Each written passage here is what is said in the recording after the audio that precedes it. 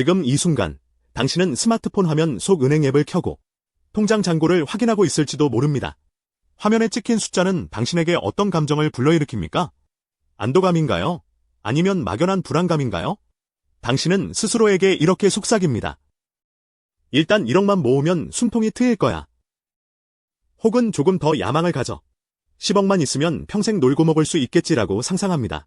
하지만 당신의 그 기대는 틀렸습니다. 철저히 틀렸습니다. 통계청과 금융권의 최신 보고서들이 가리키는 현실은 당신의 상상보다 훨씬 잔혹합니다. 대한민국 가구당 평균 순자산은 이미 4억 원을 훌쩍 넘겼습니다. 당신이 꿈꾸는 1억 원은 이제 성공의 발판이 아니라 사회적 하위 30%를 겨우 벗어나기 위한 최소한의 생존 키트에 불과합니다. 심지어 10억 원이라는 상징적인 숫자조차 더 이상 부자의 증명서가 아닙니다. 그것은 서울이라는 거대한 도시에서 그저 평범한 30평대 아파트 한 채를 소유하고 숨만 쉬며 살아가기 위한 입장권이 되었습니다. 당신이 숫자에 취해 미래를 낙관하는 이 순간에도 자산 인플레이션이라는 거대한 해일은 당신의 노동 가치를 실시간으로 집어삼키고 있습니다. 자, 이제 차가운 데이터의 수술대 위에 당신의 인생을 올려놓고 해부해볼 시간입니다. 대부분의 인간은 자신의 뇌가 합리적이라고 착각합니다. 하지만 신경과학적 관점에서 당신의 뇌는 장기적인 부의 축적에 적합하게 설계되지 않았습니다. 당신은 현재 편향, 프레전트 바이어스이라는 진화적 오류에 갇혀 있습니다. 뇌의 보상 중추는 10년 뒤의 안락함보다 지금 당장의 달콤한 라떼 한 잔, 퇴근 후에 맥주 한 캔, 그리고 SNS에 올릴 오마카세 사진 한 장에 더 강렬하게 반응합니다. fMRI 스캔 연구 결과에 따르면 인간은 미래의 자신을 상상할 때 타인을 생각할 때와 똑같은 뇌 부위를 활성화합니다.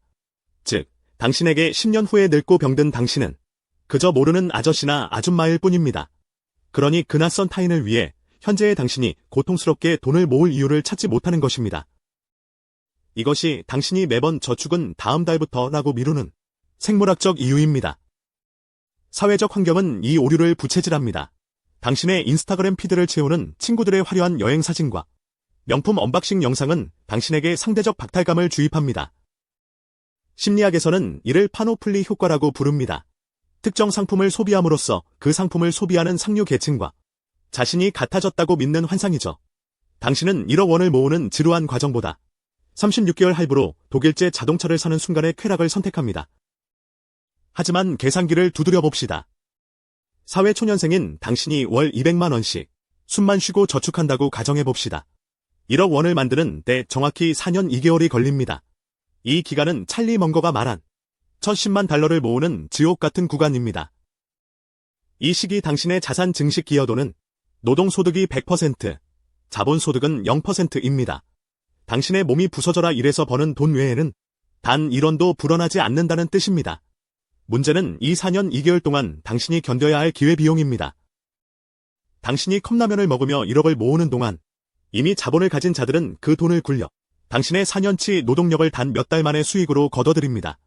당신이 1억이라는 목표 지점에 도달했을 때 당신을 기다리는 것은 성취감이 아니라 허탈함일 것입니다.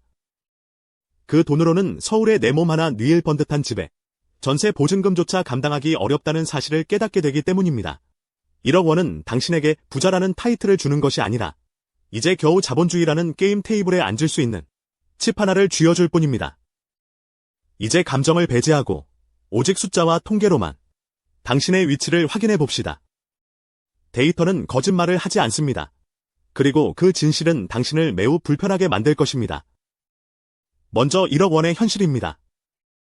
금융 데이터에 따르면 대한민국 30대의 평균 순자산은 2억 원 후반대를 가리키고 있습니다.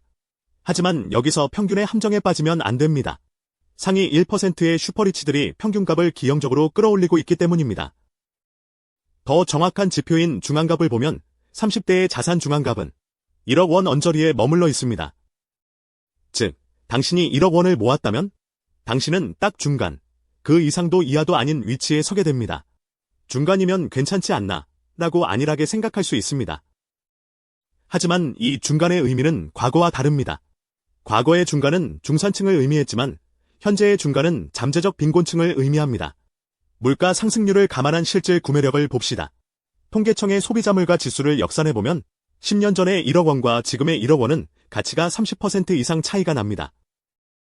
당신이 1억이라는 숫자에 집착하는 동안 화폐의 가치는 조용히, 그러나 확실하게 증발했습니다. 이제 시선을 10억 원으로 옮겨봅시다. 많은 사람이 10억 원을 경제적 자유의 기준으로 삼습니다. 하지만 이건 역시 통계적 착각입니다. 부동산 정보업체의 데이터를 분석해보면 서울 아파트의 평균 매매 가격은 이미 12억 원을 넘어선 지 오래입니다. 강남, 서초, 송파 같은 핵심지가 아닙니다. 소위 노도강, 노원, 도봉, 강북, 인하 금관구, 금천, 관악, 구로 같은 외곽 지역조차 신축 9평, 84평방미터, 아파트 가격이 10억 원에 육박합니다. 당신이 피땀 흘려 10억 원을 모았다고 가정해봅시다. 당신은 이제 서울의 낡은 아파트 한 채를 현금으로 살 수 있습니다. 축하합니다. 그런데 남은 돈은 얼마입니까? 0원입니다. 당신은 10억 자산가지만 당장 다음 달 관리비를 걱정해야 하는 하우스 푸어가 됩니다. 이것이 10억 원의 실체입니다. 10억 원은 부자의 상징이 아니라 서울이라는 도시에서 중산층의 삶을 유지하기 위한 최소 비용이 되었습니다. 격차는 속도에서 발생합니다. 이것이 가장 공포스러운 통계입니다. 자산 상위 20%와 하위 20%의 자산 증가 속도를 비교해봅시다. 상위 20%의 자산은 연평균 10% 이상의 속도로 증가합니다. 부동산과 주식 같은 자산이 스스로 일하기 때문입니다. 반면 하위 20%의 자산 증가율은 3% 미만입니다. 이는 예금금리 수준에도 미치지 못하며 실질 물가 상승률을 고려하면 사실상 마이너스입니다. 연 5%의 수익률을 가정해봅시다. 1억 원을 가진 당신이 2억 원을 만드는 데는 72의 법칙에 따라 약 14.4년이 걸립니다. 하지만 10억 원을 가진 사람이 20억 원을 만드는 데 걸리는 시간도 똑같이 14.4년입니다. 그런데 증가하는 절대 액수를 보십시오. 당신이 1년에 700만 원씩 자산을 불릴 때 10억 자산가는 1년에 7천만 원, 즉 당신의 연봉 전체보다 많은 돈을 가만히 앉아서 벌어들입니다. 당신이 야근 수당을 받으려 상사의 눈치를 보는 그 시간에 누군가는 점심 식사 한 끼 값으로 당신의 한 달 월급을 벌어들이고 있다는 뜻입니다. 더 절망적인 통계가 있습니다. 한국의 순자산 상위 10% 커트라인은 약 10억 원에서 12억 원 사이에서 형성됩니다. 하지만 상위 1%로 진입하려면 그 기준은 30억 원 이상으로 수직 상승합니다. 당신이 죽도록 노력해서 10억 원을 모아 상위 10% 꼬리에 붙었다고 해도 진짜 부의 리그인 상위 1%와의 격차는 3배가 아니라 30배, 300배로 벌어져 있습니다. 당신은 사다리를 타고 올라갔다고 생각했지만 사실은 사다리 자체가 위쪽으로 끝없이 길어지고 있었던 것입니다. 당신이 아무리 노력해도 제자리 걸음인 이유, 그것은 당신이 게을러서가 아닙니다. 시스템 자체가 그렇게 설계되어 있기 때문입니다. 우리는 이것을 구조적 착취라고 부르지 않고 경제 성장이라고 포장합니다. 첫 번째 메커니즘은 인플레이션과 임금의 비대칭성입니다. 자본주의 시스템은 필연적으로 인플레이션을 유발합니다. 중앙은행이 돈을 풀면 화폐 가치는 떨어지고 자산 가격은 오릅니다. 문제는 속도입니다. 자산 가격은 엘리베이터를 타고 오르지만 당신의 임금은 계단으로 걸어 올라갑니다. 토마 피케티가 증명했듯이 자본 수익률, R은 언제나 경제 성장률, G, 보다 큽니다. 이는 역사가 증명하는 불변의 법칙입니다. 자산을 가진 자, 집주인, 주주는 자산 가격 상승과 배당으로 돈을 법니다. 자산이 없는 당신, 노동자, 세입자는 오직 노동으로만 돈을 법니다. 자본이 자본을 낳는 속도가 노동이 돈을 버는 속도를 압도하기 때문에 시간이 지날수록 격차는 기하급수적으로 벌어집니다. 당신이 월급을 아껴 저축하는 속도보다 서울 아파트값이 오르는 속도가 언제나 빨랐던 것은 우연이 아닙니다. 그것은 시스템의 기본 설정값입니다.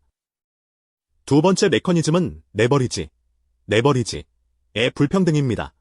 자본주의의 핵심은 남의 돈을 빌려내 수익을 극대화하는 레버리지입니다. 그런데 금융 시스템은 자산가에게 더 싼 이자로 더 많은 돈을 빌려줍니다. 10억 아파트를 가진 사람은 그 아파트를 담보로 수억 원을 저리로 빌려 또 다른 자산에 투자합니다.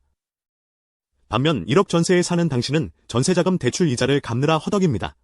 부자는 빚을 이용해 돈을 벌고 빈자는 빚을 갚느라 돈을 씁니다. 은행은 당신의 노동소득을 빨아들여 부자들의 레버리지 연료로 공급하는 파이프라인 역할을 합니다. 세 번째 메커니즘은 세금의 역설입니다. 근로소득세는 유리지갑인 당신에게 가혹합니다. 연봉이 오르면 세율 구간도 함께 올라 세금을 더 많이 뗍니다. 하지만 자본소득에 대한 과세 체계는 훨씬 복잡하고 구멍이 많습니다.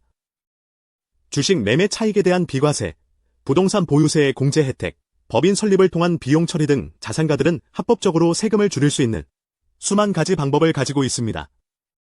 당신이 월급 명세서에서 세금을 떼일 때 부자들은 세무사와 상담하며 절세 플랜을 짭니다. 결국 국가 시스템을 유지하는 비용의 상당 부분은 중산층과 서민의 유리지갑에서 충당됩니다. 네 번째 메커니즘은 교육과 네트워크의 폐쇄성입니다. 과거에는 개천에서 용난다는 말이 통했습니다. 공부만 잘하면 계층 이동이 가능했죠. 하지만 지금은 다릅니다. 서울대 신입생 중 고소득층 자녀의 비율은 해마다 높아지고 있습니다. 고액 사교육과 정교한 입시 컨설팅은 부의 대물림을 위한 필수 코스가 되었습니다. 또한 부자들은 그들만의 커뮤니티에서 고급 투자 정보를 공유합니다. 알짜 부동산 정보, 비상장 주식 투자 기회는 대중에게 공개되기 전에 그들 사이에서 먼저 소비됩니다. 당신이 뉴스에서 소식을 접하고 투자하려 할 때는 이미 그들이 차익을 실현하고 떠나는 시점입니다. 당신은 언제나 설거지 부대로 전락합니다. 마지막으로 의료와 수명의 격차를 간과할 수 없습니다. 건강도 자산입니다. 10억 자산가는 정기적인 고가 건강검진과 영양관리로 질병을 예방하고 병에 걸려도 최고의 의료 서비스를 받으며 생명을 연장합니다. 반면 1억 자산가인 당신은 아파도 병원비를 걱정하며 참다가 병을 키웁니다. 노년에 발생하는 의료비는 당신의 빈약한 자산을 순식간에 갉아먹는 블랙홀이 됩니다. 통계적으로 소득 상위 20%의 기대 수명은 하위 20%보다 훨씬 깁니다. 돈이 없으면 더 빨리 죽습니다. 이것은 비유가 아니라 팩트입니다. 그렇다면 당신은 어떻게 해야 할까요? 절망만 하고 있을 건가요? 다행히 데이터는 몇 가지 탈출구를 보여줍니다. 감정이 아닌 통계적으로 검증된 전략들입니다. 첫째, 4%의 법칙을 기억하십시오. 은퇴 후 자산의 4%만 인출해서 쓰면 자산이 고갈되지 않는다는 이론입니다. 이를 역산하면 당신이 필요한 은퇴 자금은 연간 생활비의 25배입니다. 월 300만 원을 쓰고 싶다면 9억 원이 필요합니다. 이것이 당신의 최소 목표치입니다. 막연한 부자가 아니라 구체적인 숫자를 목표로 삼으십시오. 둘째, 강제 저축 시스템을 구축하십시오. 행동경 제약자들은 의지력을 믿지 말라고 조언합니다. 월급이 들어오는 순간 최소 30% 이상이 자동으로 투자 계좌로 빠져나가게 만드십시오. 상위 10% 자산가들의 공통점은 소득이 늘어나도 소비를 즉각 늘리지 않고 저축률을 높였다는 점입니다. 당신은 소비 통제권을 시스템에 위임해야 합니다. 셋째, 자본가로 변신하십시오. 당신이 잠자는 동안에도 돈이 들어오는 시스템을 만들어야 합니다. 창업이 어렵다면 주식을 사십시오. 개별 주식으로 대박을 노리는 도박을 하라는 게 아닙니다. S&P 500이나 나스닥 같은 시장 지수, 인덱스를 추종하는 ETF를 매달 적립식으로 사 모으십시오. 지난 100년간 미국 증시는 연평균 10%의 수익을 냈습니다. 이것은 자본주의 시스템 전체에 베팅하는 가장 확실하고 안전한 방법입니다. 워런 버핏조차 자신의 아내에게 내가 죽으면 인덱스 펀드에 투자하라고 유언을 남겼습니다. 넷째, 시간을 내버리지 하십시오. 복리의 마법은 시간과 비례합니다. 하루라도 일찍 시작하는 것이 승패를 가릅니다. 20대에 시작한 월 50만 원의 투자가 40대에 시작한 월 200만 원의 투자보다 더 큰 결과를 만듭니다. 지금 당장 시작하십시오. 당신의 가장 큰 자산은 아직 남아있는 시간입니다. 1억 원은 당신을 부자로 만들어주지 않습니다. 하지만 1억 원조차 없다면 당신은 평생 타인의 부를 위해 노동력을 착취당하는 시스템의 부품으로 살다가 폐기될 것입니다. 10억 원은 이제 성공의 척도가 아니라 자본주의 사회에서 인간답게 늙어갈 권리를 구매하기 위한 최소 비용입니다. 복리는 당신을 기다려주지 않으며 인플레이션은 당신의 게으름과 무지를 먹고 자랍니다. 지금 당장 소비를 통제하고 자본의 파도에 올라타지 않는다면 당신의 미래는 이미 통계적으로 확정된 비극입니다. 선택하십시오. 시스템의 주인으로 은퇴할 것인지 아니면 시스템의 연료로 불태워지고 사라질 것인지. 이 영상을 보고도 아무것도 하지 않는다면 당신은 이미 선택한 것입니다. 바로 가난을요. 시간은 지금도 당신의 통장에서 가치를 빼앗아가고 있습니다. 똑딱, 똑딱, 똑딱.